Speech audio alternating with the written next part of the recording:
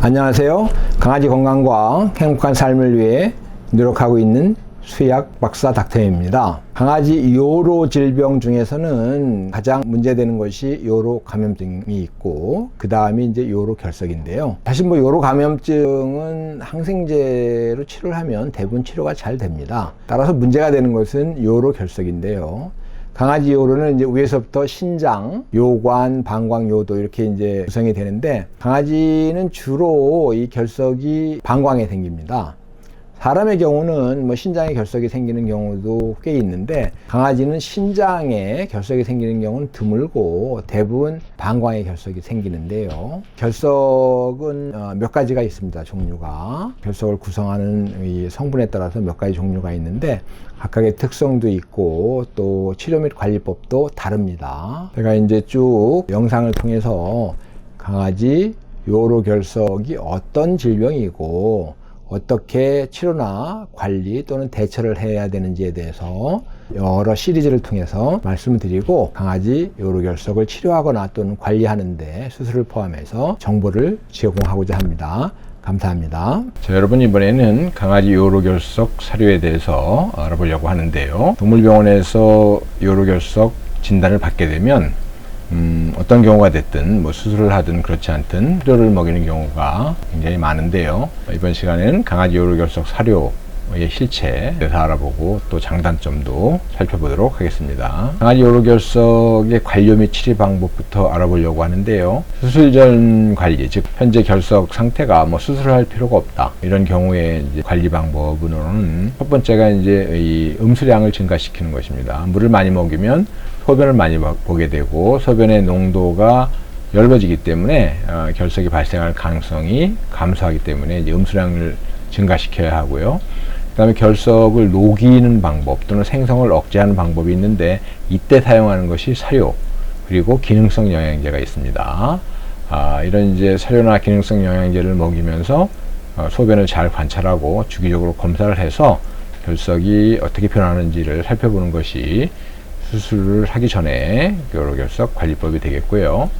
그 다음에 이제 결석이 커져서 도저히 그대로는 안 되겠다 싶으면 수술 또는 시술을 해야 되는데, 이때 방법은 수압 추진, 즉 카테터를 요도에 이제 삽입해서 물을 집어넣어가지고 수압으로 결석을 빼내는 방법, 이런 이제 수술이라기보다는 이건 시술이라고 봐야 되겠죠. 이런 방법이 있고, 쇠석은 깨는 것인데, 결석을 외부에서 고주파나 레이저를 이용해서 깨는 방법이 있고, 내시경 같은 이런 걸 이제 요도로 이제 삽입을 해가지고 깨는 방법이 있습니다. 그리고 가장 확실한 방법은 수술을 통해서 개복을 하고 방광이나 요로를 열어서 그 안에 있는 결석을 빼내는 수술이 있고요.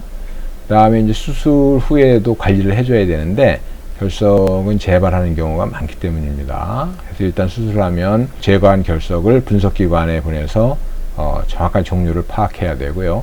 종류별로 관리법이 이제 달라지기 때문에 맞게 관리를 해야 하며, 역시 음수량은 꾸준히 증가를 시킬 필요가 있습니다. 그래야지 재발을 막을 수 있기 때문이죠. 3개월이면 3개월 또는 좀 지나면 6개월마다 정기적으로 엑스레이나 초음파 검사를 통해서 다시 이제 결석이 생기는지 검사를 할 필요가 있고요.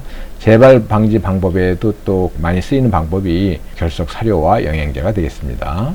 자, 결석 사료 어떤 것인지 그리고 장단점을 자세하게 알아보도록 하겠습니다. 결석 사료는 소변에 녹는 결석, 스트루바이트 결석 용해시키기 위해서 소변을 산성화로 만들 수 있는 사료가 있고요. 용해는 되지 않지만 생성을 억제하는 관리가 필요한 이제 칼슘 옥살레이트, 이 결석의 경우는 사료의 원료가 이 칼슘이나 옥살레이트 아닌 것으로 또는 최소화된 그런 원료를 사용하면 칼슘 옥살레이트 결석이 덜 만들어지거나 또는 재발을 방지할 수 있는 것입니다.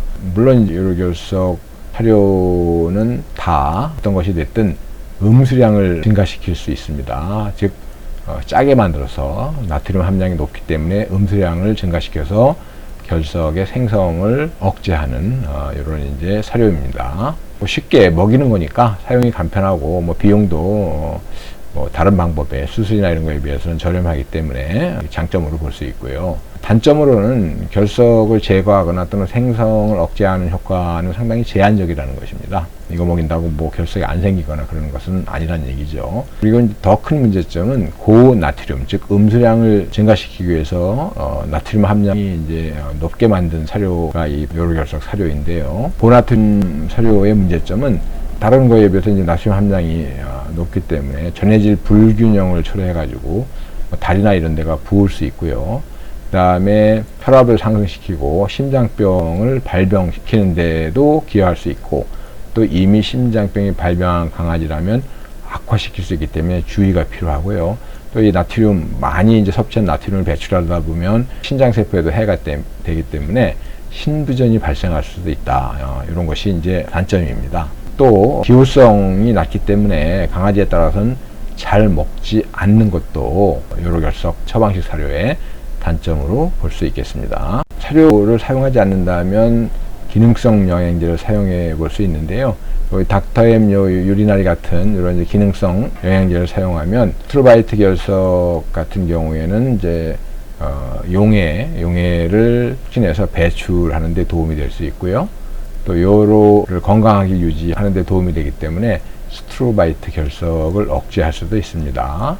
그리고 칼슘 옥살레이트의 경우는 결석 생성을 억제하는 데 도움이 되는 그런 기능성 성분들로 구성이 되어 있고요. 사료 못지않게 간단하게 사료에 이렇게 뿌려주면 되기 때문에 분말 형태이기 때문에 사용이 간편하고 무엇보다 부작용이 없다. 아까 사료에서 부작용 말씀드렸는데 이런 것이 없는 안전한 건강식품이기 때문에 걱정하지 않고 사용할 수 있다. 이게 이제 장점이 되겠고요. 그리고 이제 처방식 사료보다는 좀 더 정밀하게 요로결석을 관리할 수 있다는 것도 요로영양제의 장점이 되겠습니다. 물론 이것도 비용이 이렇게 뭐 비싸지 않고 반면에 상당히 이 효율, 즉 이 요로결석을 관리하는데 효율성이 높은 이런 이제 방법이 닥터엠 유리나리 같은 기능성 영양제를 사용하는 것이 되겠습니다. 감사합니다.